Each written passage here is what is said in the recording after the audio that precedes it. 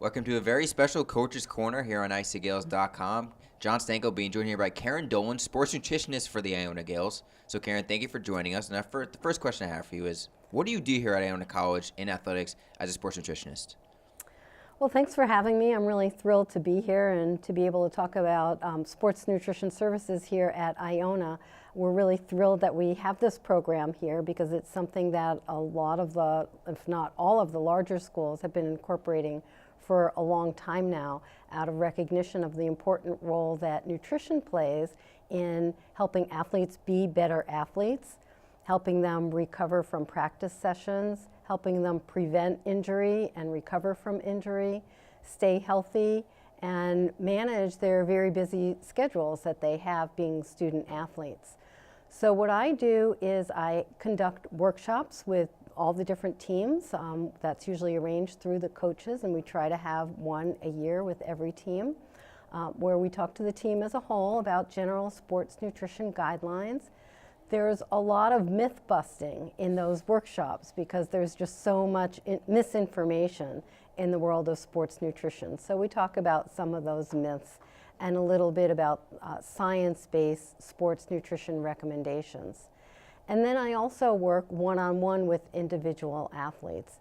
And another thing that we instituted this year for the first time that we're really proud of is we had a training table this summer when athletes came in for preseason. So again, we're kind of getting like the big guys. Getting the ball rolling on the sports nutrition here at Iona. So first question I have for you, follow up to that is, what's the biggest myth that you've busted with all these teams? What's the thing that they learned that really shocks them? Yeah, well, I think probably the most outstanding myth is the overemphasis on protein.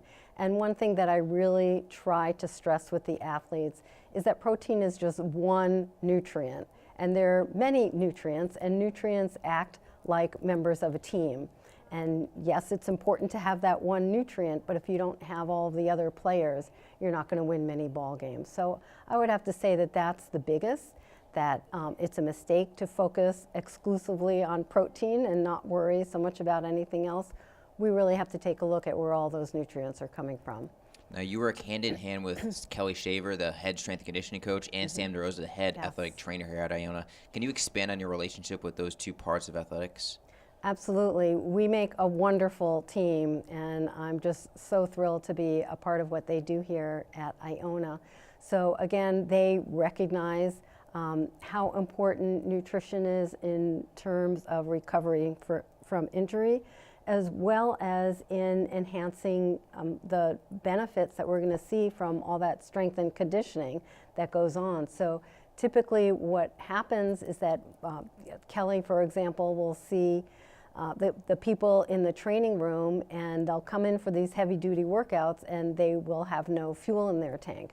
So together, we're able to get across the message that if they want to get the maximum benefits from their workouts, they've got to be fueling themselves properly. And what's really wonderful is that when kids hear the same message from more than one individual, it tends to hit home better. So by again getting that message that they're hearing over and over again from Kelly, from Sam, the other athletic trainers, and myself, we're hoping that it'll really have an impact. Yeah, the reinforcement's always a great thing, and you've been in this field for a long time, so you know that well. But in this time in this field of sports nutrition, is there something that's changed a lot over the years of you studying it and helping out student athletes?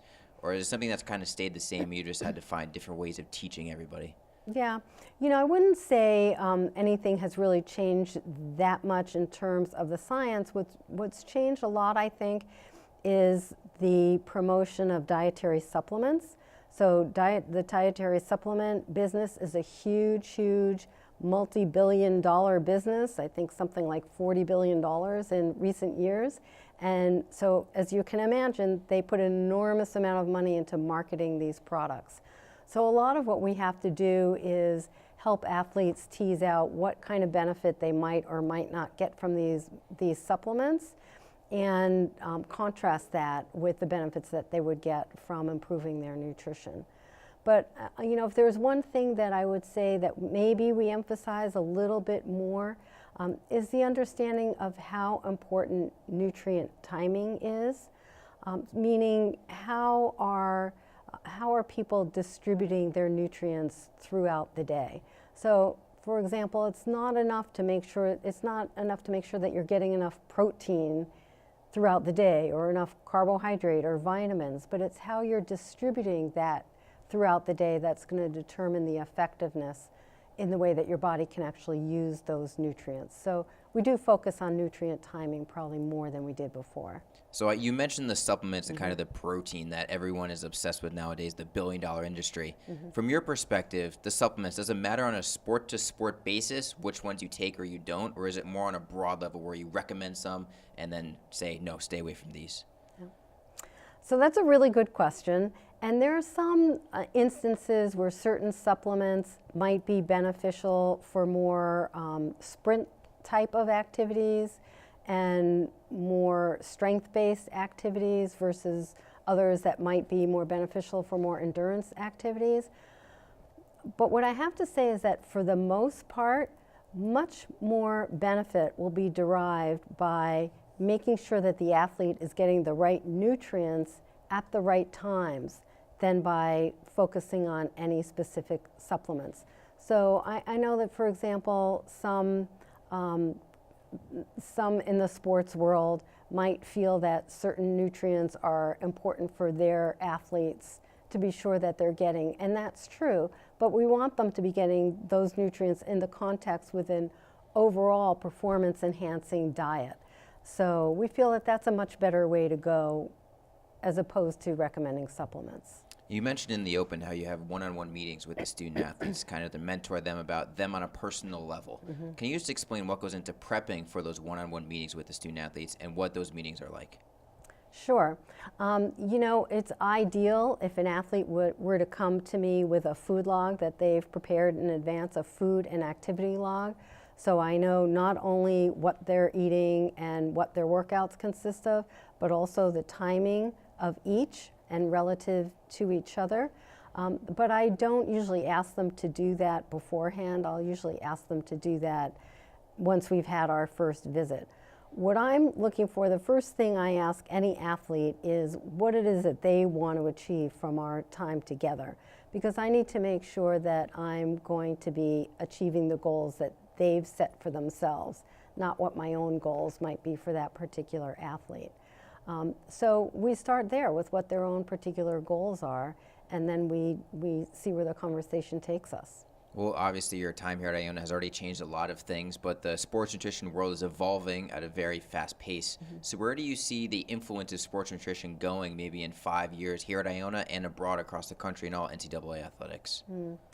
Well, you know, as I said, more and more schools have been hiring sports nutritionists. The preeminent qualifications for sports nutrition is a board certification, which is the certification that I have.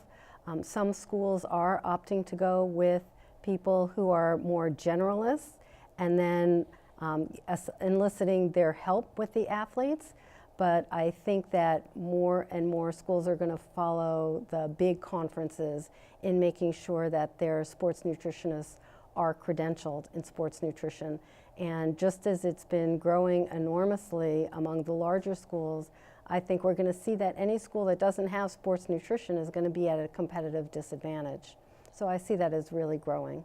Well, Karen, we appreciate your time. We thank you for keeping our athletes healthy and happy. Thank you so much.